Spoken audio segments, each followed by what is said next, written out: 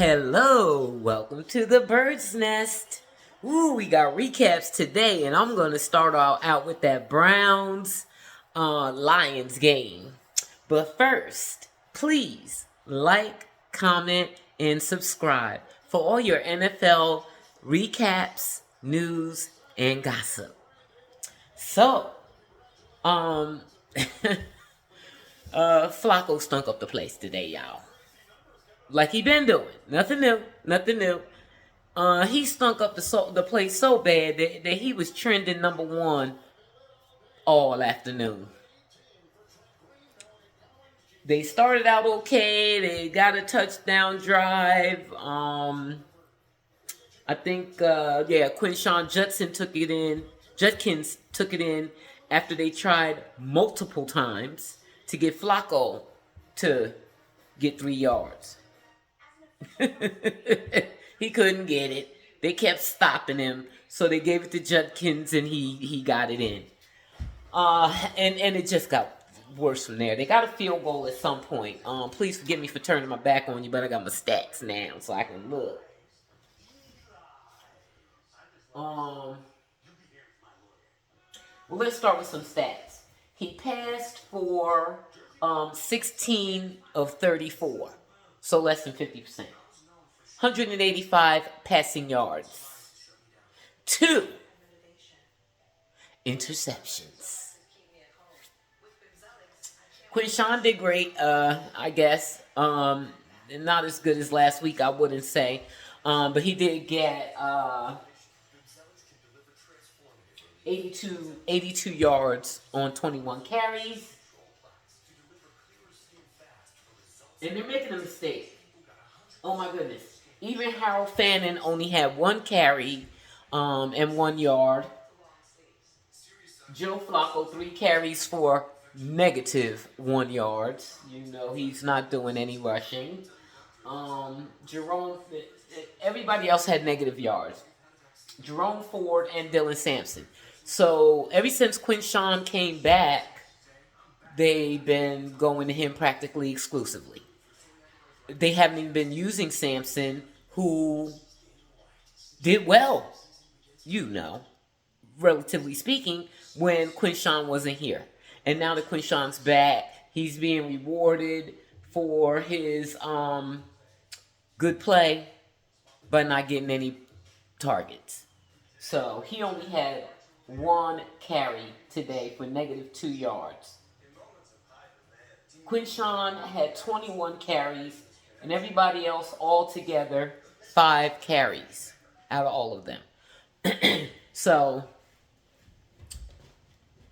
there's a few problems with the Browns. You got the quarterback situation, which was just always going to be ridiculous because it couldn't be Shedeur. He's the best quarterback they had. That's what I think. I'm not going to pretend that I don't believe that. And it became abundantly clear that it was not possible for him to move up the depth chart due to the beef that the league has with him right now. So you already knew. Even if they had kept Kenny Pickett, the play would have been a little better, but not much. And then Flacco, who did not do well last year at all, got benched by the Colts. And then the year before that, because he played a few games for the Browns, like 4 games. They're like, Joe took us to the Super Bowl. To the playoffs. 4 games doesn't get you to the playoffs. Who won the other 6 games? We'll come to find out. What the fans told me, I didn't investigate it. The fans told me that the other games were won by multiple quarterbacks. So Joe's 4 games that he won was the most that any of the quarterbacks had won. And so they thought that he was good because of that.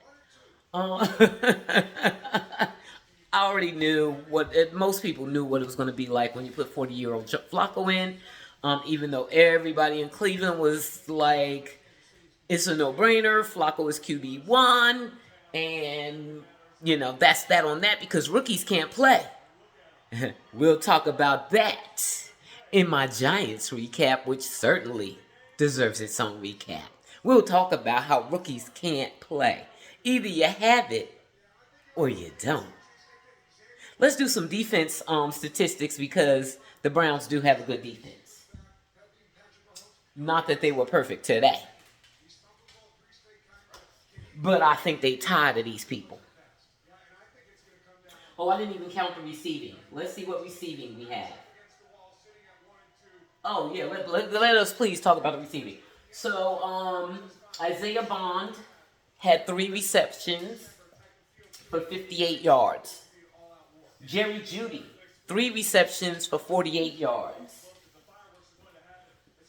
Quinshon Judkins, 4 receptions for 33 yards. They really are leaning heavily on Quinshon and just forgetting about their other weapons on offense. They do have weapons on offense. They just don't have an offensive line. And the wide receivers aren't great either. From what we've seen. Hal Fannin Jr., 2 receptions for 24 yards. David Njoku, 2 receptions for 11 yards. Cedric Tillman, 1 reception for 6 yards. Jerome Ford, once they get that low, I don't like to mention it. I don't care about it. So that's how the offense has gone today.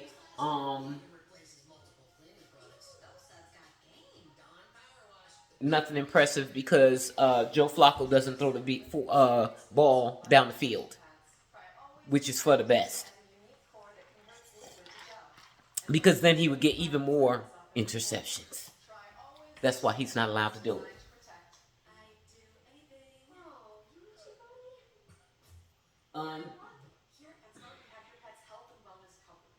Miles. Miles only had 2 tackles today. No sacks. Denzel Ward did get an interception. 2 tackles. Devin Bush, 5 tackles. Ronnie Hickman, 4. Grant Delpit, 4. Carson Schwessinger, 3 tackles. And that's all worth mentioning. The others, several people got 1 tackle. So defense wasn't really that active today. And the thing about defense, fantastic defenses, they get tired after a while. We're on game 4. You get tired of putting in all that work and jeopardizing your body when the offense cannot capitalize on anything that you do, no matter how well you do it. So you get tired after a while, and it's starting to show. It's starting to show. So I almost wanted to wait to do this video until after Kevin Stefanski does his presser, because I just know that he's going to boldly state, I'm sticking with Joe. I don't know what the deal is there. It is crystal clear that Dillon Gabriel is not him. He has been put in the game twice out of 4 games in garbage time. This time he got in with 3 minutes left in the game, and he couldn't even do anything with that. He did 2 handoffs and an incomplete pass to a punt. With 3 minutes left in the game, that's all Dillon could muster up. Dillon's not him, guys. That's why he keeps going with Flacco, because Shedeur is not allowed to play. And if by some miracle Stefanski decides to go to Dillon in the next game, which I strongly believe he won't, but if he does, by some miracle, I wonder where that would even leave Shedeur, because he would probably say Dillon is QB1 and Flacco is QB2. If that even happens. If it happens early, I think that's the way it'll happen.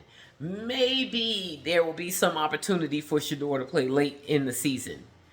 No matter what's going on. If Flacco and Gabriel together keep losing, I believe that they still would not go to Shedeur. Not because he isn't ready, because Shedeur told us that he is. And I believe him. He knows what he's doing against Miles and them. And I think that if Miles and them was kicking his butt on the regular, he would say, I ain't ready. But the fact that he's saying he's ready tells me that Miles and them are not kicking his butt on the scout team. I mean, they're kicking his butt a little bit. It's top defense. Let's not get it twisted. He even said that Miles be sacking him. But he's obviously doing something that he's impressed with. And he's not easy to impress. So, but Stefanski is not putting him in. They rather keep putting up numbers like this and losing game after game. And then people saying that they're tanking for a quarterback next year. Ain't no quarterback next year. There's no quarterback next year. Ain't no quarterback. Okay? So, look, the Browns are like a soap opera. They kind of my team because Shedeur is there, and where Shedeur goes, I'm going, and I'm invested. But